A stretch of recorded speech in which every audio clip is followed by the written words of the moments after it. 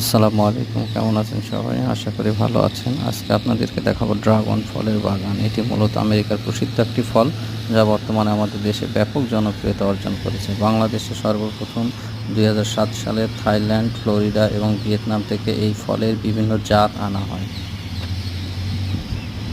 Dragon ফল সাধারণত ৩ প্রজাতির রয়েছে: একটি লাল ড্রাগন ফল, কোস্টারিকা ড্রাগন ফল এবং হলুদ রঙের ড্রাগন ফল।